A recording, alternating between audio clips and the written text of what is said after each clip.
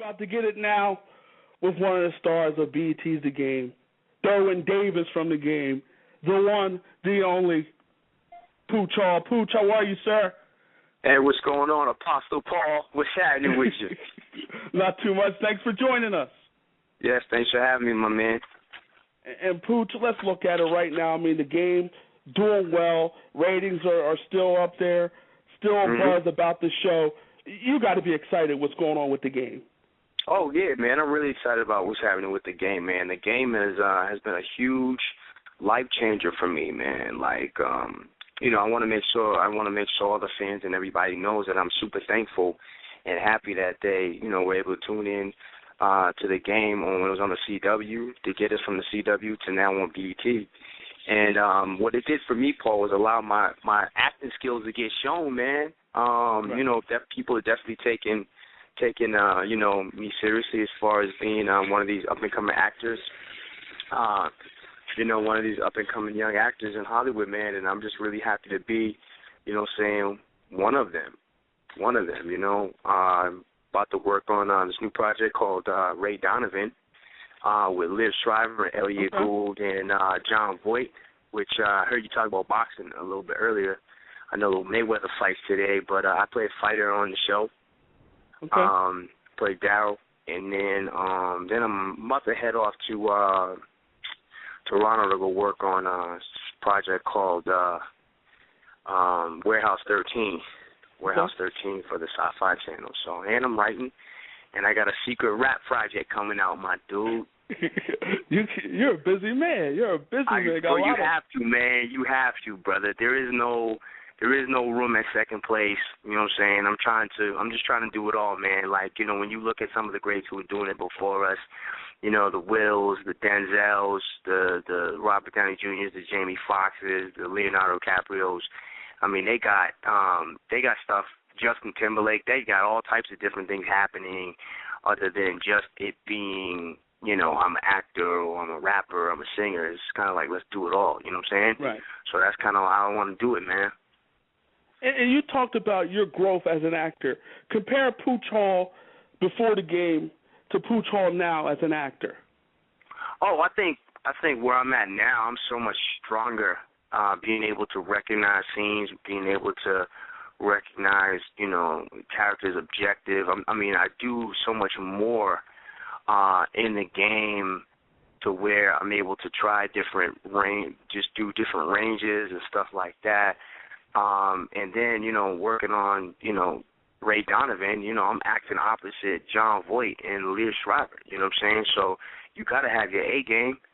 And, I think I've grown so much just from learning every day on set, just the stuff they allow me to do in The Game, because I think one of the reasons why people watch The Game and tune in, because a lot of the issues are real. And, and that's kind of how I approach all my work. It's not acting to me, it's real life. So I want to make sure that people leave something that I've done and say, yo, that kid put it down, man. He ain't no joke. And that's kind of where I'm at. And you're definitely putting it down with The Game. I mean, let's talk about your character, Derwin Davis. You started out humble. Now you're a star wide receiver. And right now it's all about the legacy. Talk about the evolution of Derwin Davis.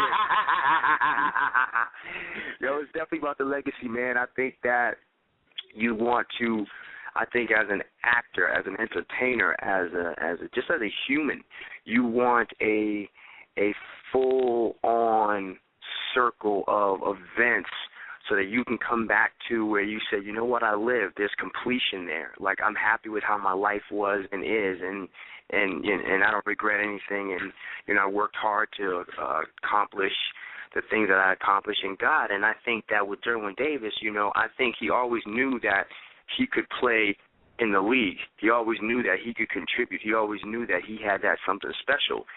And I think with that being said, where he came into his own, I think he let everybody know that, like, hey, I'm for real, I'm official. And with that being said, and especially, things change when you start bringing kids into the world.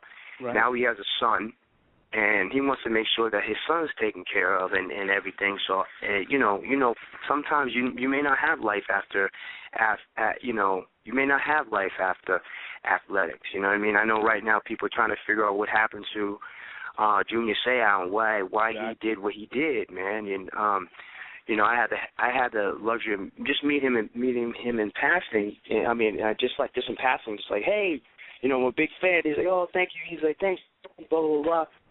Just real cool, nice soul, good energy. And then for him to do what he did is just like it's like, damn, what happened? What was going on?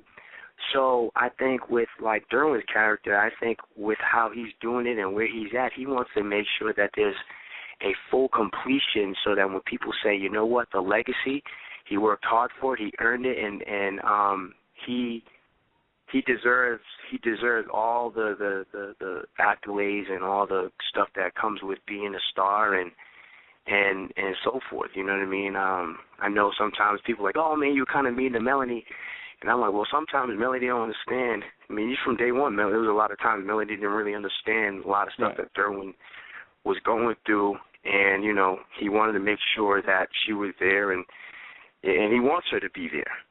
So I think we're going to find out what happens at the end of the season. Will she be there? Will she not? And what's going to happen in season 6? And that should be very interesting. We had Barry Floyd on the show a while back. I mean, good guy, funny guy. And this year it seemed, he's definitely a good guy. And it seemed like this year you guys have added more comedy, mixed in more comedy this year. Is that the case? Oh, absolutely. I think what BET did, BET was listening to the fans, and I'm going to make a point in a second as far as listening to the fans. The fans, know what they want to see.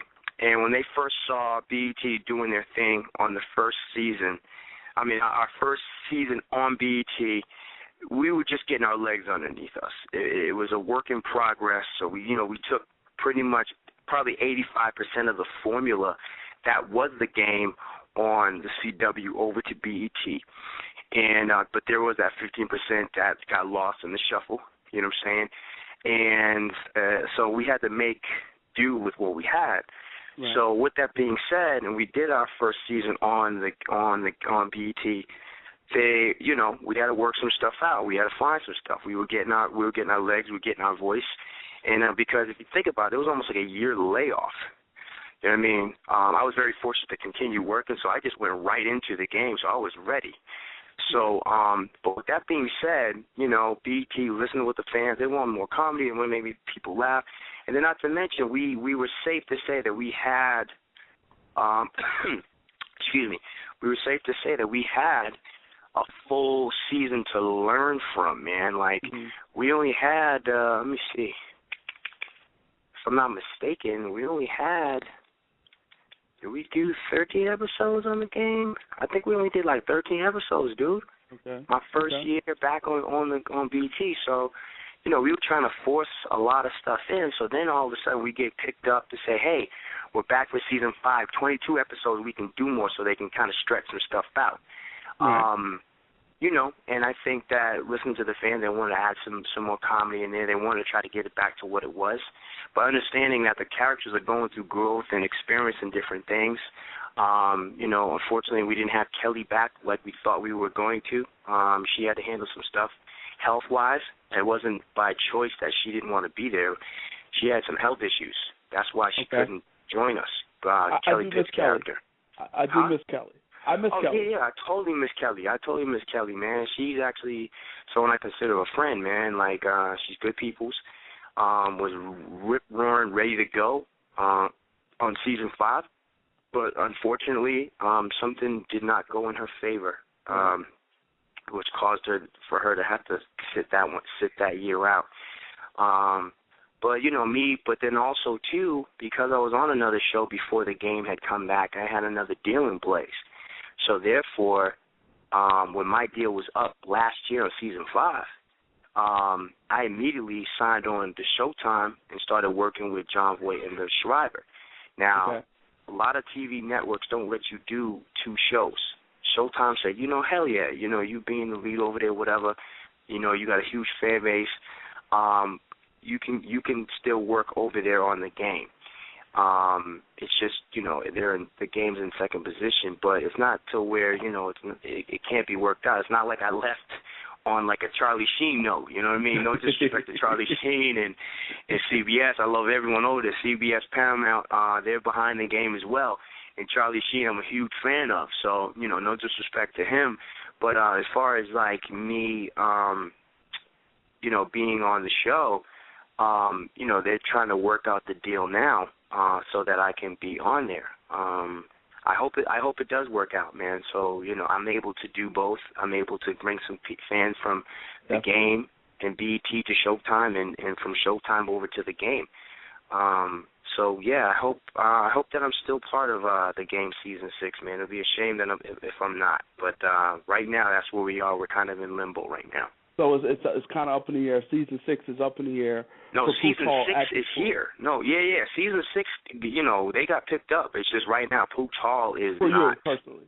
Yeah, man. So we gotta get me on there, man. We gotta figure something out. And figure something out, man. You are one of the stars of that show. We're talking to Pooch Hall, one of the stars of BET's The Game, which airs each and every Tuesday, 10 o'clock Eastern, 9 o'clock Central on BET. Pooch, this year you guys added Brandy to the mix. Yeah.